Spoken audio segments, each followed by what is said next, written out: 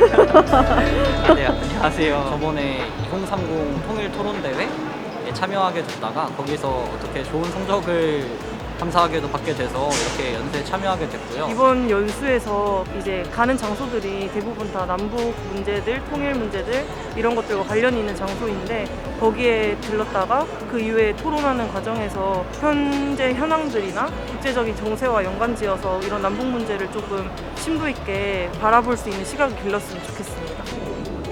너무 모르는 게 너무 많은 것 같더라고요. 신나서 왔고요.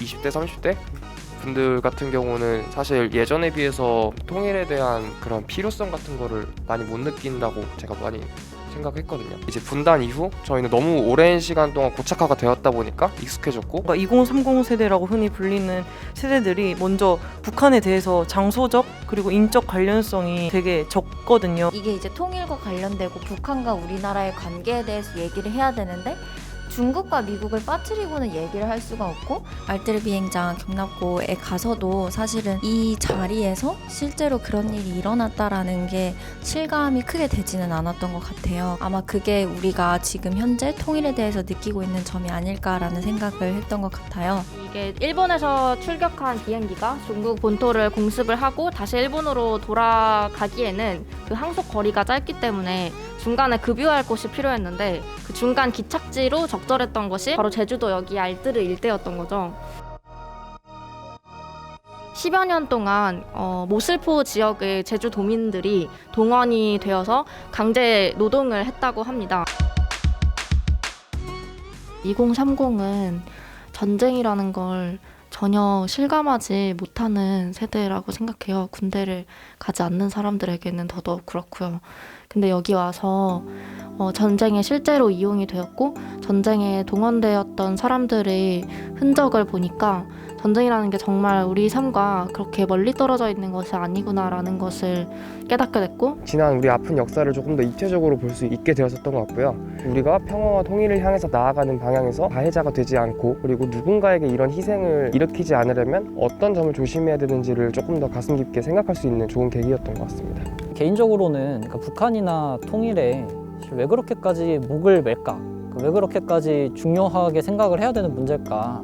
사실은 고민을 했었거든요. 그러니까 뭐 과거 역사적 문제가 있었다고 해도 그냥 지금 각자 알아서 잘 살면 되는 거 아닌가 그렇게 생각도 했었는데, 또 어른들은 그렇게 생각을 안 하시잖아요. 대부분 다 통일이나 뭐 북한에 대한 문제를 굉장히 중요하게 생각을 하시고, 근데 오늘 이 4.3 공부를 하면서 보니까 그러니까 그분들한테는 그러니까 삶 자체가 그런 통일이라든지 북한에 관련된 문제들을 맞닥뜨릴 수밖에 없었다는 걸 좀 알게 된 것 같고요. 그래서 경찰과의 마찰에서 발생한 사건일 수도 있겠지만 어떤 정치라는 큰 사건 안에서 발생한 사건일 수도 있을 것 같아서 역사를 이해할 때는 아래로부터 이해하는 것뿐만이 아니라 위에서부터도 이해하는 시각을 다양하게 가져야겠다라는 생각을 했던 것 같습니다.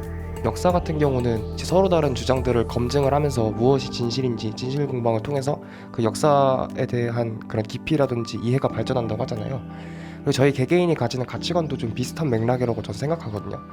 어떤 일방적인 생각을 가질 수 있었던 거를 다른 생각을 하는 사람들의 논증과 그런 논증 과정을 충분히 들어봄으로써 다르게도 생각할 수 있구나, 그런 것들을 많이 느꼈던 것 같고,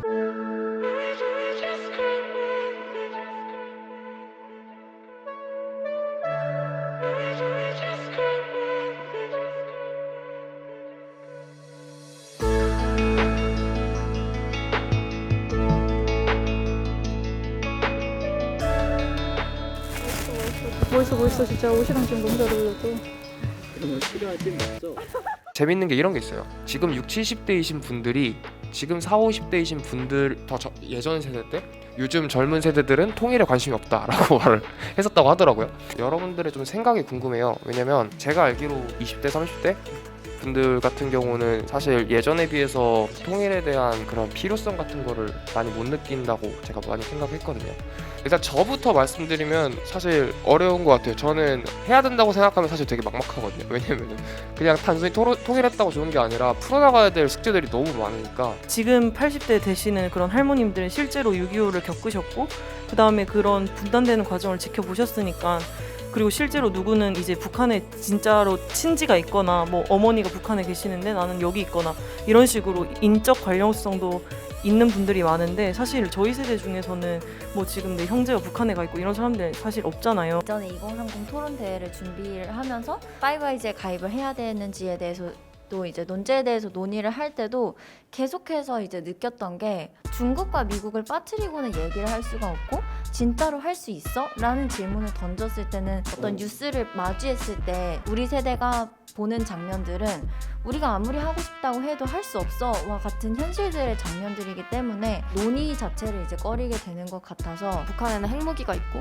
그 핵무기가 있는 이상 이 체제가 통합될 리 없고, 그런 큰 벽이 있는 이상 우리가 어떤 노력을 한다고 해도 사실 통일이란 거는 그 북한이 뭔가 원하는 것을 얻기 위한 그런 수단으로서 그 협상 테이블에서 계속 언급이 되고 있는 상황에서, 사실 우리나라 헌법을 보면은 자유민주주의랑 1인 독재 체제가 병립이 불가능하잖아요. 현재 저희 헌법을 바꾸지 않는 이상은 저희 체제랑 북한 체제가 지금 공존할 수 없는 건데, 우리 민주주의를 지금 포기할 수 없는 상황에서 북한이 자기 나라의 독재를 포기하지 않으면 그냥 통일 자체가 사실은 어렵다는 거죠. 근데 우리는 사실은 평화 뭐 이런 거에 대해서, 인권 이런 거에 대해서 관심이 되게 많은데, 근데 그런 와중에 또 우리 보고 너네들은 통일을 원하니 안 원하니 이러니까 답답해 보고 체하는 것 같고.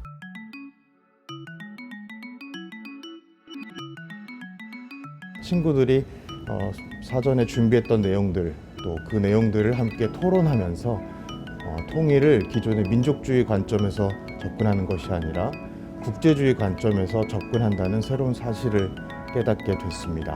세계적으로 미중 패권 경쟁이 되게 고조되고 있는데, 동아시아 지역에도 한반도 문제를 비롯해서 이제 중국과 뭐 홍콩 간의 어떤 그런 통합 문제, 그다음 중국과 대만의 양안 갈등, 이런 것들이 지속적으로 일어나고 있어요. 그래서 저희가 이런 미중 전략 구도가 이런 동아시아의 갈등 구도에 어떤 영향을 미치고 있는지 대만 주도의 이 통합을 시도를 하려고 했어요. 근데 사실 중국이랑 대만이랑 되게 정치적인 그런 파워나 경제력이나 이런 것들이 차이가 나니까 현실적으로 뭔가 대만이 중국을 통합하는 건 좀 불가능하겠다 생각이 들어서, 자기네들은 그냥 통일을 안 하겠다, 그냥 따로따로 존재하겠다, 이런 식으로 시각을 가지고 있고, 중국에서는 이제 하나의 중국 원칙을 내세우면서 대만 역시도 중국으로 이제 끌어들이려는 이런 노력을 하고 있는데, 이 두 국가의 관계를 봤을 때 뭔가 남북 관계랑 좀 유사하다고 느낄 수도 있을 것 같아요. 이쪽도 물론 적대적인 관계이기는 한데 일단 전쟁 중은 아니잖아. 적어도 좀 조심스러운 측면이 있는데 사회문화적 협력이 좀 더 낫지 않을까. 사람들의 인식이라든지 뭐 그런 거에 관한 거다 보니까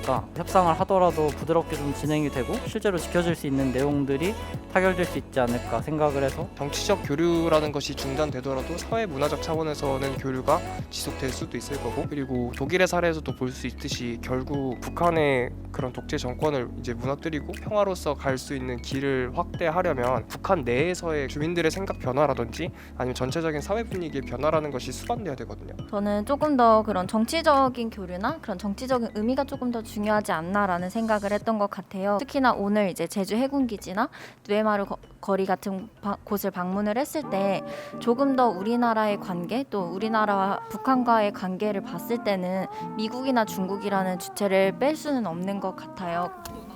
네, 여기는 제주 잠시만요. 너무 예쁘다. 네, 저희가 오늘 이제 제주 해군기지에 왔는데요. 뒤에 보시면 이제 시설이 보이는데, Staring out the window, reaching for a North Star. 주민들이 반대가 생각보다도 더 심각하고 도로들에 이렇게 현수막들이 쫙 깔려있는 모습들을 보면서 이 해군기지가 주민들에게 어떤 인상을 주고 있는지 좀 알 수 있는 계기가 되었고, 안보는 미국에 의존하고 있다는 건 사실 의심의 여지가 없죠. 그렇다면 경제는 중국에 의존하고 있는가, 그리고 경제는 앞으로도 중국에 의존하는 것이 맞는가, 이 두 가지 측면에서 살펴볼 필요가 있다고 생각하는데, 호주 같은 나라는 우리나라보다 중국에 의존하는 정도가 더 심했는데 어떤 민주적 가치라던가 아니면 그런 핵무기와 같은 가치들을 생각을 했을 때 그런 경제적 파급을 얻는 것보다는 그런 가치를 수호하는 게 더 낫다 해서 중국의 반발을 예상하고 그 여파가 클 것이라는 걸 예상을 했지만도 어떤 이행을 가행했던 적이 있었는데 호주는 분명히 자신들의 그 훌륭한 그 광물 자원들을 중국으로 수출함에 있어서 이게 피해가 올 게 충분히 예상됨에도 불구하고 미리 선제적으로 그 동맹의 가치, 그다음에 거기서 얻어낼 수 있는 이제 안보의 가치, 그다음에 안보 자산의 가치, 그다음에 핵 잠수함 기술 도입이라는 그 유례가 없었던 그런 굉장한 큰 값으로 환원할 수 없는 안보적 자산을 획득을 했거든요. 나중에 뭐 통일이 된다면은 그때에서는 남과 북의 경제력과 뭐 그런 자원들이 합쳐지면서 힘이 길러질 것이라고 생각을 하는데 이제 문제점은 이 통일 한국을 이루는 과정에서 미국이랑 중국의 힘이 개입이 빠지지 않는다는 점인 것 같아요. 궁금한 게 있는데 여러분들은 그래서 통일이 필요하다고 보시나요? 아니면 필요하지 않다고 보시나요? 필수적이라고 생각을 합니다. 그렇지 않으면 계속 서로 뭐 군비 경쟁을 계속 하던가 아니면 정치적인 대립각을 세우던 DMZ 구역 같이 우리가 공유하고 있는 영토에서 얻는 그런 통일의 필요성도 있고 필요성을 구체적으로 생각했을 때는 모두 다 통일이 필요하다라고 생각하지 않나라는 생각을 했던 것 같아요. 다른 나라들과는 다르게 사실 북한은 굉장히 폐쇄성이 짙은 나라고 저희가 지속적으로 대화와 교류를 위한 노력을 했음에도 불구하고 오히려 그것에 대한 무력 도발로 돌아오거나 예측 불가한 행동들로 답이 왔었잖아요. 그러면은 저희가 이런 상황에도 계속해서 북한의 그런 입장을 맞춰주기 위해서 노력을 하는 것이 맞는지.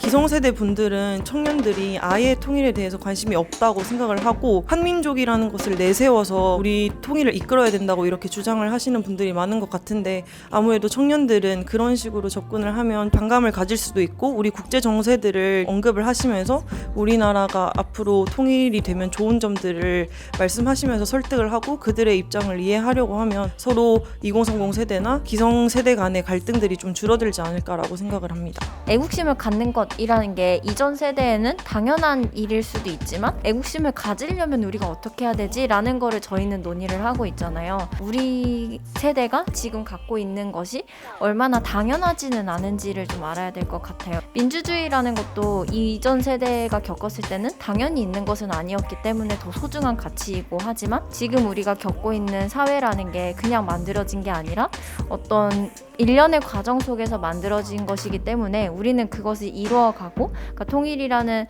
가치를 조금 더 생각을 하려면 그런 당연했다고 생각한 것들에 대해서 조금 더 생각해보는 계기가 필요한 것 같습니다.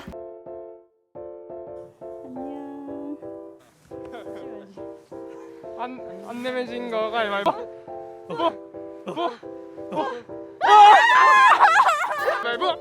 가위바위보.